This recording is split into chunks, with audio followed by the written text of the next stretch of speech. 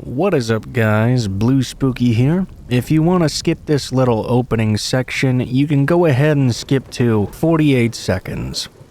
I just wanted to thank you guys so much for all the support you've been showing the channel lately. If you guys are enjoying these daily uploads, be sure to like, comment, and subscribe, but only if you feel so inclined after watching.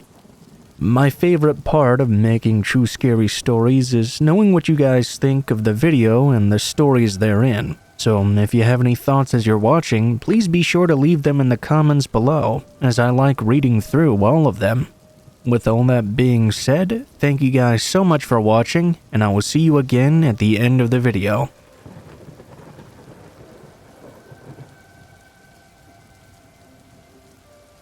I used dating apps a little bit several years ago, and then again a little bit more recently. This story takes place about 1 year ago now. It had been some time since I'd last been on a dating app, taking the advice of one of my friends. I decided to go ahead and give it another try. What did I have to lose? I got an app called Hinge, and after about 2 weeks of being on there, I met a very nice woman. We talked for a little while and exchanged phone numbers. From there, we texted for several days and even FaceTimed as well. I thought things were going pretty well. I liked her, she had long blonde hair and very pretty eyes. She said at one point that she wanted to see me, and I asked to go on a date with her sometime soon. We agreed to go to this one restaurant in town. The date went pretty well in my opinion. I met her and she was just like she had been in her dating profile. Talking to her in person was nice, and we had a good conversation. For the most part, everything was great. I felt like we could have connected maybe a little bit better though. Like maybe we were both a little bit too nervous. Overall, it was pretty good. After the date, we both went our separate ways back home. She suggested that we should do it again sometime soon. That sounded good to me. We continued to talk over the next couple of days. Then we arranged for the next date. We went to another restaurant in town. Now, none of these dates were really that fancy or anything. We were just going to local restaurants that were not cheap but also not expensive either. The second date, which went a little bit better than the first one even did, she asked me if I wanted to come and see her place, said that it wasn't that far away, and I could come over for a few minutes if I wanted to hang out. It was probably around 9 p.m. at this point. I agreed and we both went out to the parking lot and got into our vehicles. She told me to follow her, and we both left. I followed her down a few very quiet roads. I was curious to see where she lived.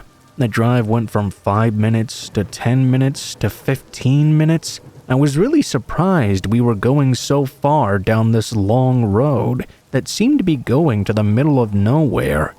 Eventually, we were just surrounded completely by farmlands and wooded areas. There were no other cars on the road at all. After about 20 minutes of driving, we arrived at this small dirt road.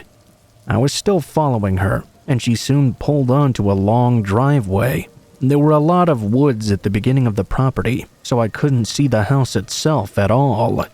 After getting to the top of the driveway, which was very long, she parked and I parked right behind her. There was this average-sized 2-story home that stood on the property. It looked rather old and not in the best of shape at all. I was really surprised that this was her house. She didn't exactly strike me as someone who would live there, if you know what I mean. To be honest with you, I was kind of creeped out now. I didn't even know what city I was in anymore.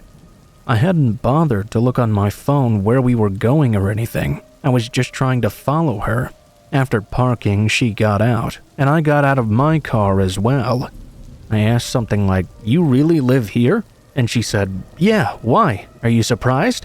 She walked through the front yard to the door, and I followed behind her. She opened it, and I followed her inside. We walked in the doors, but we didn't go any farther in. The lights inside were all off, and she didn't turn any of them on. I found this quite odd. I was looking around myself for a light switch, and that's when she told me I could go ahead downstairs, and pointed. I could barely see anything. I did see a staircase just ahead. It led to an old, unfinished basement. I said, "Do you have any lights in here?" She said we could turn them on when we got down there. At that point, I was really creeped out. I didn't want to be here anymore. I was still right by the door, so I just opened it up and walked out. She didn't say anything to me, but she did follow me outside. I started walking back to my car. She was still walking after me, so I started running. I unlocked it and got inside, then locked it again. I started the engine and saw her running toward the front of my car. She just stood there and looked at me. I started backing out to leave, and as I was doing so, she gave me this really creepy smile and waved at me.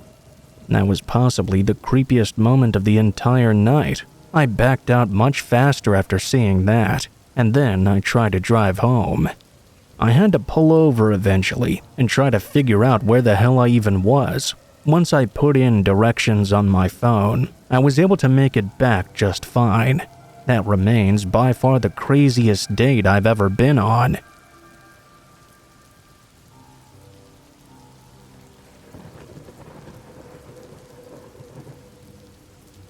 This story is still fresh in my head, since it only happened 2 weeks ago.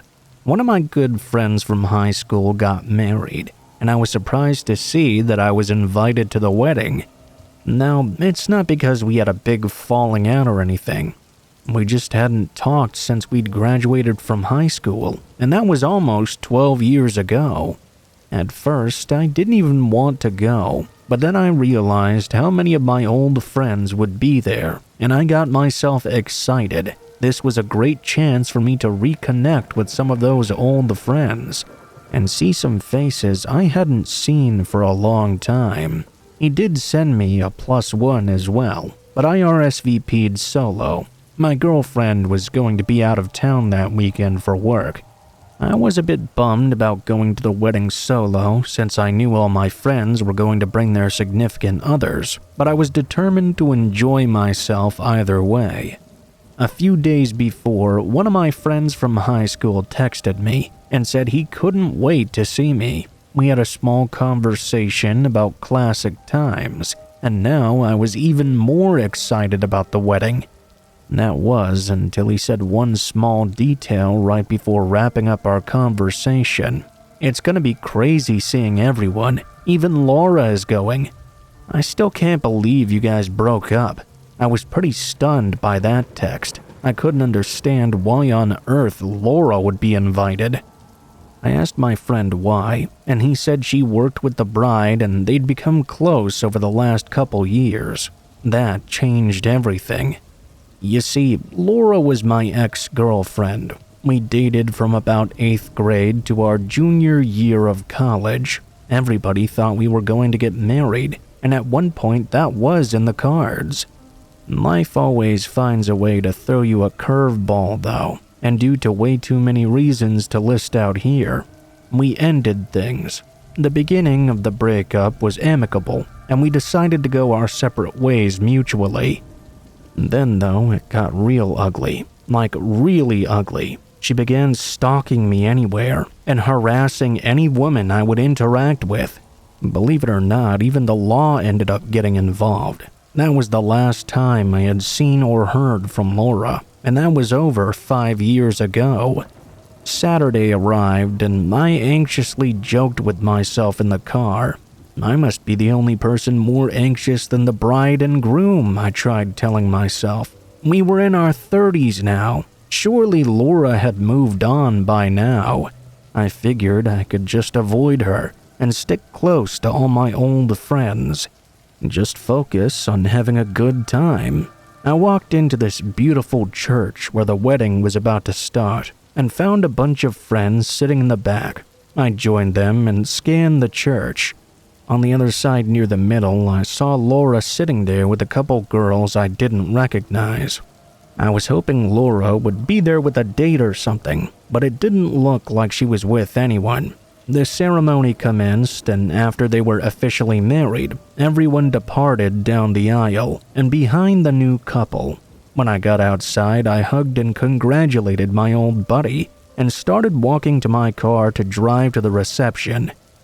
Before opening my door, though, I heard a familiar voice from behind my shoulder. "Hey there, stranger." I knew right away who it was greeting me. I turned around and tried to be as friendly as possible. "Hey, Laura, how are you?" She smiled, and in a quiet voice she said, "You know, I'm doing good. I'm happy you're here because I wanted to apologize for everything and tell you I'm proud of everything you've accomplished. I realized all that hell I caused you in the end was horrible. I hope you can forgive me one day. Maybe we can be friends." That caught me so off guard I didn't know how to respond right away. I thought for a moment and then finally said, "Of course, I forgive you. I'd like to be friends. It's been a long time. We'll catch up at the reception, okay? I'd love to know what you're up to these days." She smiled and we went our separate ways. Honestly, I felt like a great weight had been lifted off my shoulders. I made the 20-minute drive to the reception, and the party was a real blast. At least at first. Great food, fun dancing. Just as I expected, I was having fun with my old friends from school. We talked with each other like we'd never missed a beat. I did notice Laura lingering around and trying to approach me a few times, but every time she did, I was in the middle of a conversation or being pulled in another direction to talk to someone else. Around 9 that night, I finally got over to her to chat. She was sitting at a table alone drinking a glass of wine. The first thing I noticed was that she seemed a little off. She was in an extremely irritable mood, much worse than earlier. I continued to talk with her either way. We talked about work life, where we were living these days, our love lives. Not really too much specific detail, but just the cliff notes, really. I told her I had been with my girlfriend for 2 years now.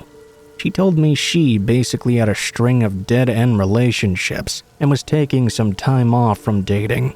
There was nothing wrong with that, though. I tried to keep some optimism in the conversation. It continued for a while, and I felt good that she finally seemed happy. When I left the table, we hugged, and I told her it was great catching up. I even suggested maybe we grab some coffee sometime. I was happy to see she was feeling better. This Laura was completely different from the last time I'd seen her. I was glad she'd gotten help for her issues. When everything was over, we went to a local bar to continue the night. I would say maybe 15 people went, and Laura was not included. We partied for a while, and most of the people were staying at the hotel next door. I was still sober, so I was going to be driving home. It was around 2, and I started walking back to my car, which was parked at the place the reception was at. I got to my car and noticed the driver's side door was not closed all the way. That was not like me at all. I considered that maybe it was possible I hadn't remembered to close it fully since so much was going on. Before I opened the door, though, I peeked inside the vehicle through the windows. Everything appeared to be in order. I got in and started driving home. There wasn't a lot of traffic on the road, but there were a few cars every now and then. It wasn't until I was turning onto my street that I noticed a car had been following me some distance now. I pulled into the driveway and was relieved when the car behind me drove past. I couldn't explain why, but I was feeling extra jumpy, probably because of that slightly open car door. I was getting ready for bed and lounging on the couch going through some emails and text messages from the evening. I heard a car door slam shut suddenly, and it sounded very close to my home. All my neighbors are old people, so they didn't really go out this late at night. I found this strange, to say the least. I finished going through my messages, shut the lights off, and walked to the stairs to go to the bedroom. The stairs are right in front of the front door. As I was passing by, I noticed the handle was turning. The door was locked, so whoever was trying to open it couldn't get in. I was immediately scared. I knew that I needed to do something, and quick. I saw the deadbolt lock turning. Whoever was out there had a key to my front door. I heard a click of the lock, and the knob started to turn again. As the door started to open, I immediately rammed my shoulder into it and slammed it back shut. I heard someone shriek outside. I looked out through the window and saw the back of a blonde-haired woman running back to a blue SUV parked on the road outside my home. The woman jumped into the vehicle and peeled off. Immediately, I called the police, telling them everything that happened. They seemed so unresponsive, though. They said because I didn't get a good look at the person's face, they were reluctant to go at all. I tried to ask Laura about it, but she claimed she had been sleeping for hours and basically nothing was done. I decided to change the locks the next day and picked up one of those Ring cameras for my door. It was nuts. It really, really was. It's been 2 weeks now and nothing has happened since then, but I just don't feel safe. I know how Laura used to be, and if she tried to break into my house after meeting me once more, I can't even imagine what else she had planned. If anything ever happens again or I have another confrontation with her, I'll be sure to update this story in the future, but until then, I just hope I stay safe through the night.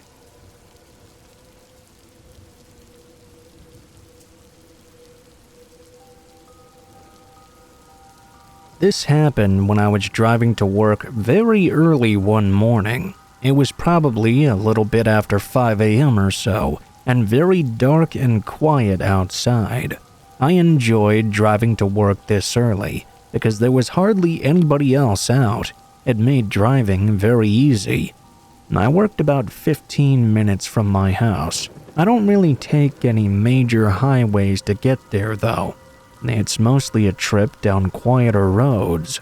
After leaving, I drove the first 10 minutes no problem.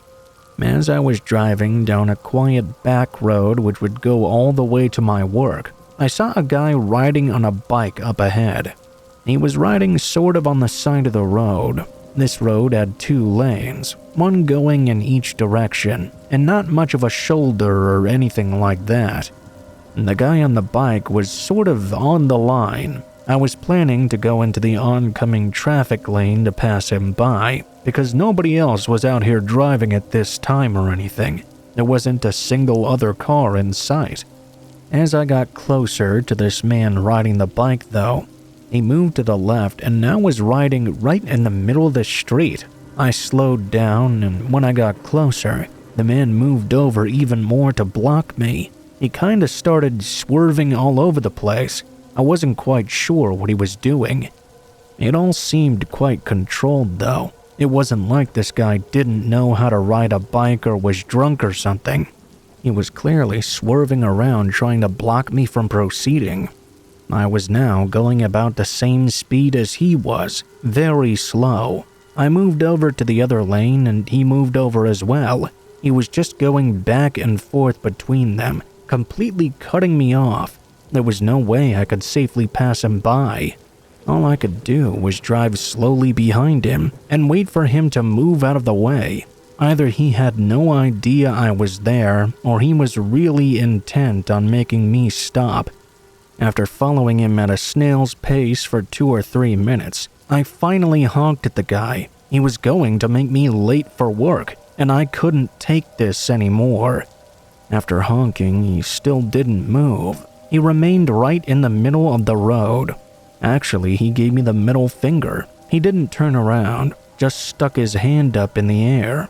Clearly, he knew I was back there, and I wanted to get around him. I guess that he was just trying to be a jerk for no reason. I continued behind him for another minute or so. There was a stop sign up ahead and an intersection. I would have the option to turn right, and I took it. I wasn't sure where this route would go exactly, but I was pretty sure I could still get to work this way. After turning right, I took a left. I figured if I found another road going left, I could reconnect with the original one, and I would most certainly be ahead of this guy on the bike. As I drove for a few minutes, I was able to connect back with the road like I had planned. When I did, I was a little ways ahead of the biking man. I could see him behind me in my mirrors. I drove on this road for less than a minute before my workplace was up on the right side. I turned into the parking lot and parked my car. Luckily, I had just made it and was not late. Right after I parked, I saw the biker go by on the street. He looked at me the entire time, but didn't do anything. I went inside to work. The workday went on as normal. I don't leave the building at all when I'm there. Hours later, when I was leaving for the day, I walked out to see my car was all scratched up. It appeared as though somebody had keyed it. I thought I knew exactly who it was. It had to be that guy on the bike. For whatever reason, he seemed to be really trying to make me mad. I couldn't believe this. Unfortunately, there was not much I could do. There were no security cameras in the parking lot, and nobody saw him do it, so sadly I had no proof. I also had no idea who this guy was. I got my car fixed, and after that I didn't see that biker again. I don't work that job anymore, but whenever I think about it, I think about that mad biker.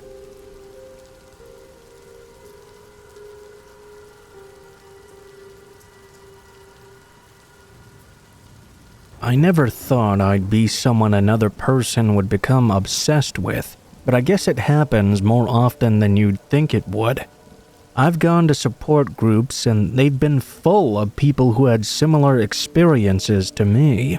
I'm sharing my story so hopefully other people can see the warning signs better and faster than I did. It was around 2015. I was 24 and newly married. My husband had just been laid off from work, and we needed more of an income. I decided to go get a job myself. Not a lot of places were hiring, but I managed to get a position as a hostess at a somewhat upscale restaurant. I had some experience in food service, so that helped me along. I started sometime around mid-June, and it wasn't nearly as bad as I thought it would be. All of my co-workers were very nice and professional, which of course I appreciated. It was only after a couple of months when we had a new employee come in that I really started having issues. I had just announced to everyone that I was pregnant, and because of that, my manager got super protective of me. He asked if I wanted to take it easy by training the new hire. I, of course, wasn't going to say no to that. Being a hostess wasn't hard, and explaining how to do it to someone else would be even easier. We'll call this new hire Amanda. Amanda was an interesting individual, and by interesting, I mean her personality was all over the place. It was like she didn't know who she was. I mean that in a mental sense. I had this feeling that maybe she had a mental disability of some sort, but it wasn't exactly my place to ask, so of course I never did. Each day she came in, she would act completely different from the day before. She'd like to go by different names, was always wearing different colored wigs too. Everyone thought it was strange, but she did her job well, so we didn't ask questions. She started taking an interest in my life around a month after she started working with us. I didn't mind her asking questions about me, so I answered them honestly. I love my life and telling other people about it. It was, fun. I liked the attention. She asked a lot of questions about what being pregnant was like, and I told her the truth about all the good and the bad. I should stop here and mention her age. Amanda was pretty young, only around 18 or maybe 19 years old. She told me over and over how she'd love to get pregnant and didn't even care whose it would be. I thought that was a little bit of a strange thing to say, but she was pretty young and dumb. What I really started to notice after, though, is how she stuck around me all the time. She would even go to the bathroom at the same time as me, which was a lot considering I was pregnant. I asked her once why she was always following me around. When I did, she got offended and actually yelled at me for thinking that. It was incredibly awkward, and I made a mental note not to talk about it again. Something weird happened, though. I had decided to cut my hair short because the dye had grown out so much, and I didn't want to put chemicals on my head while I was pregnant. The day after I did this, Amanda showed up to work with the exact same haircut. I wasn't going to say anything about it, but it was weird. The next day came and she showed up with her hair colored the exact same way as mine. It was very noticeable. Whatever, live and let live. It continued even further. The next time she showed up with green eye-colored contacts, and let me tell you, she looked wild. They were the fakest things I'd ever seen. I couldn't help but let out a little giggle. She didn't like that. She got mad at me for laughing at her and went to the manager. To her dismay, they also started laughing. She actually ran out crying, but came back an hour later not having changed anything. She continued to show up for work like that, always copying me. People constantly asked about it, and all I could say was that I guess she liked my look.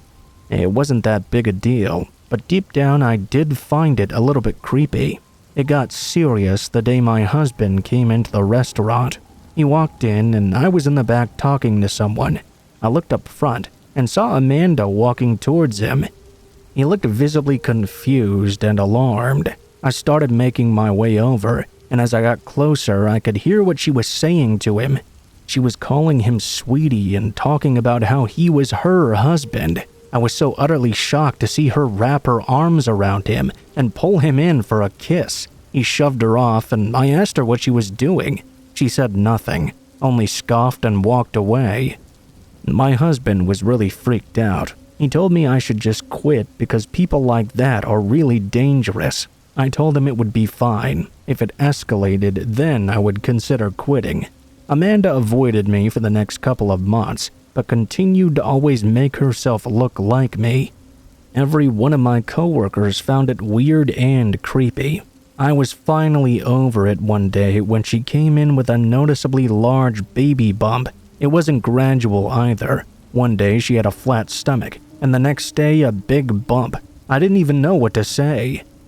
I stood there in silence for a couple of moments, not even believing what I was seeing. Everyone was standing there with their mouths open. I finally knocked myself out of that trance and rushed over to my manager. I let him know she was taking this too far. He agreed and we walked over to confront her together. He asked her what she was doing, wearing this fake bump. She looked genuinely offended. I couldn't hold it in anymore. I started yelling at her to get her own life and let me have mine. She yelled back that this was her life and I needed to leave her and her baby alone. I was mad. What can I say? I pulled off her fake bump, like yanked it off her body. She went insane and started screaming that I had just killed her baby. She said someone needed to call the police over this murder, and then she began to attack me. In one swift moment, she tackled me, and we were both on the ground. I was screaming as she began to punch my stomach over and over.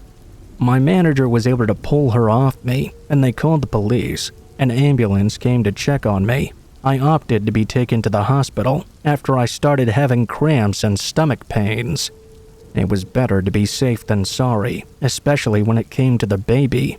Thankfully, everything ended up being okay, and my baby, thank God, was still healthy.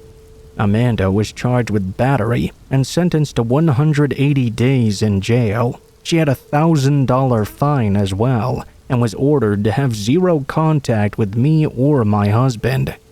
She wasn't allowed within 1,200 feet of us at any time. I was okay with that outcome, but I'll say I do feel a little bit stupid. I should have just quit my job the second she started becoming an obsessed weirdo.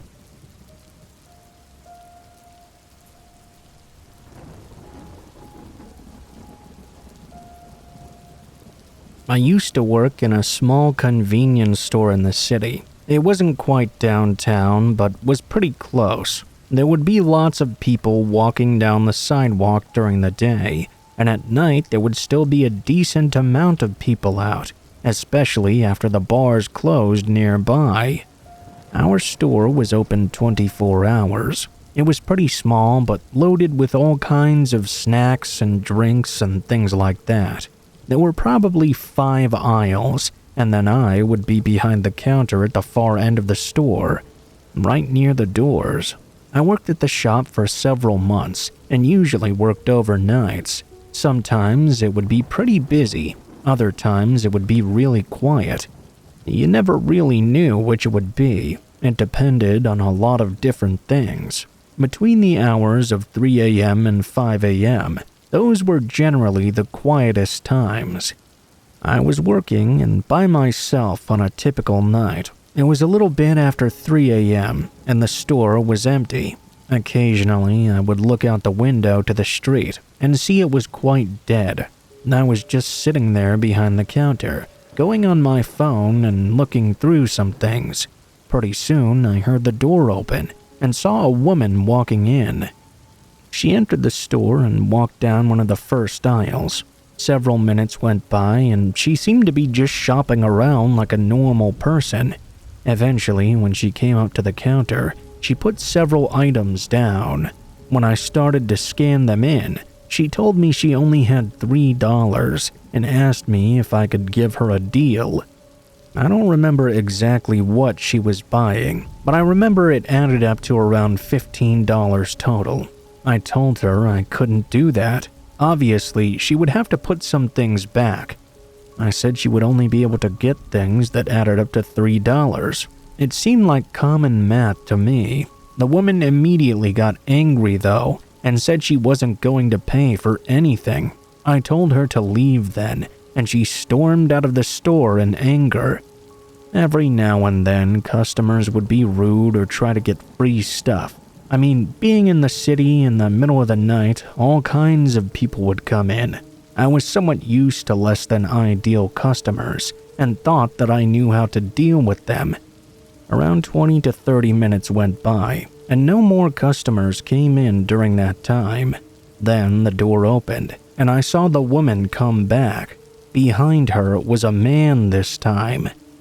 This guy was 6'5" and had long stringy hair and a goatee. I'm assuming he must have been the woman's husband or boyfriend or something. He walked right up to me looking all angry and accused me of being rude. The guy started cursing me out and didn't even give me a chance to talk. I could smell the alcohol in his breath as he verbally ripped into me. The woman was just standing back a few feet and adding in a few words of insults here and there. I remember that after them yelling at me for like a minute straight, the man wanted to, quote, take it outside with me. I told them both to get the hell out of my store before I called the cops on them. That's when the guy suddenly shoved me backwards from over the counter. I wasn't ready for it, and to be honest, he was a strong dude. I fell back and got knocked over. When I got up, I saw the man was right up at the counter, wanting to fight me. I moved over to the right. We had an alarm back there, so I pulled it. It was very loud, and the sound filled the entire store. The guy backed away from the counter and grabbed a bunch of random things on the shelf, then threw them at me. He knocked over a stand of drinks as well. He went to an aisle and started grabbing more things off the shelves. He stuffed them into his pockets. The woman at the same time grabbed some other stuff. Then they both left, stealing a bunch of random things. The police got there several minutes later. The man and woman were long gone though. The only thing I could do was give a description and my account of what happened. Luckily, neither of them came back while I was working again.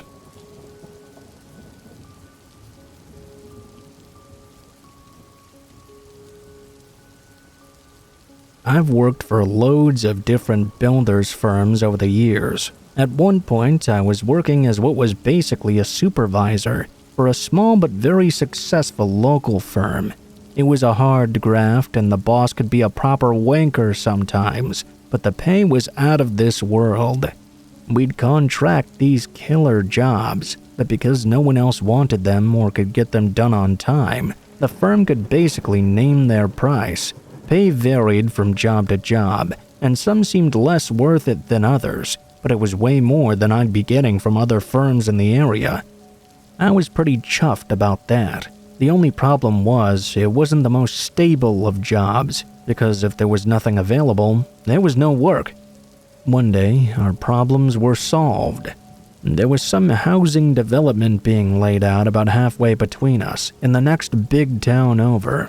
The local council had already hired a national firm to do the job, but apparently there was some miscommunication about the project finish date, and the big firm had pulled out.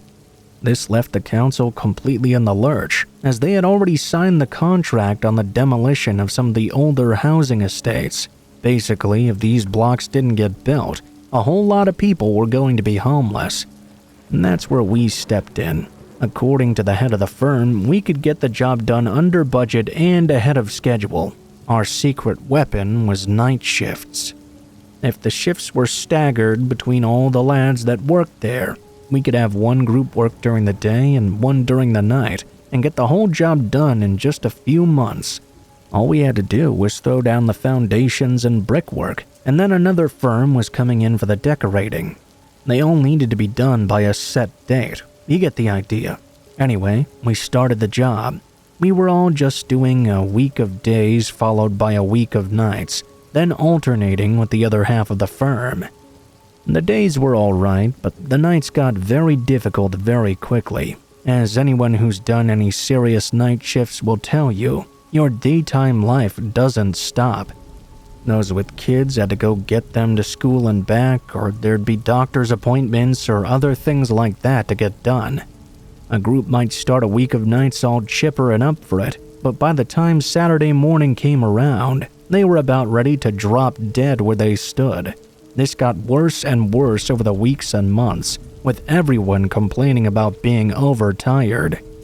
We didn't want to just throw in the towel and risk breaking the deadline, though. That would have put the whole contract at risk. Lads were joking about some kind of accident happening, but we all kept our heads screwed on, kept ourselves from cutting corners, and otherwise kept ourselves safe on the job. That couldn't be said for everyone on the site, though. And in the end, I suppose it was a case of the inevitable finally happening. We had this massive 500-ton mobile crane on site. Brand spanking new, on lease. It was one experienced bloke and one apprentice operating it. One night, the crane was in use shifting some steel panels around, when for some reason, the apprentice decided to get one of his later jobs done earlier. He probably thought it was in a safe spot, considering the crane was operating on the opposite side of him. He made a massive error of judgment, though. He didn't realize it until way too late. He didn't think he was in what you might call the crane's swinging area. Suddenly, a bunch of blokes needed a box of plates from another area of the site. The crane turned the other way to grab it. And that was that. All I heard was a load of shouting. At first, really frantic, frightened-sounding shouts, too. I knew immediately something had gone badly wrong. I ran over to find the apprentice had gotten trapped between the crane's massive counterweights and the deck he was cleaning. It crushed him so badly his body disintegrated when the counterweights were pulled away. I suppose if every bone in your body had been smashed to bits, there would be not much left to hold a person together. It was the worst thing I'd ever seen in my life. Honestly, it was horrible. I'll never forget that sight. I'm an absolute bastard when it comes to health and safety now. I'm like a bloody drill sergeant. Some of the younger lads might think I'm just being a prick, but I'd rather be a prick whose apprentices go home to their moms and dads than a nice bloke at their bloody funerals. The whole aftermath was grim as well.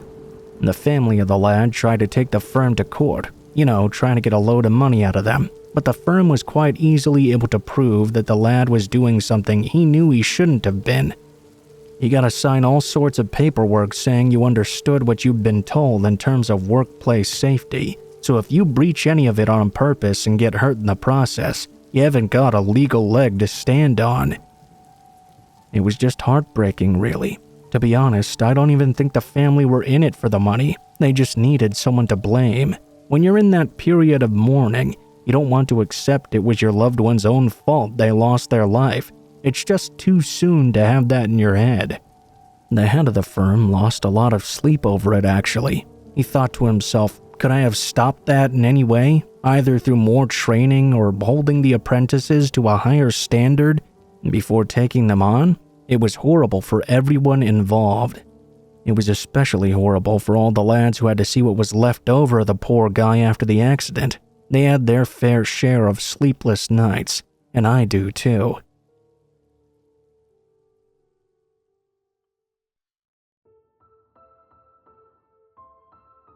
What is up, guys? Blue Spooky here. Thank you guys so much for watching, especially if you made it this far to the end of the video. If you liked the video, please be sure to like, share, comment, and subscribe if you feel so inclined.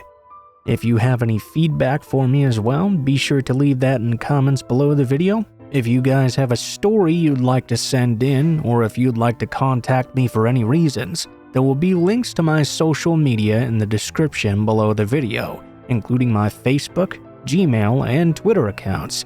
Go ahead and send me a message on any of those, and I'll try to get to you as soon as possible. If you do decide to send in a story, please be sure to include in the tagline what the name of the story is if it has one, what type of story it is if it has one, and how you'd like to be credited in the description below the video. Please make sure to include as much detail as you feel comfortable with, and try to use as much proper grammar as possible to make sure you have the highest chance of appearing in a future video. Overall, I think that's pretty much it for now, guys, so thank you so much for watching, and I hope you guys have a great day.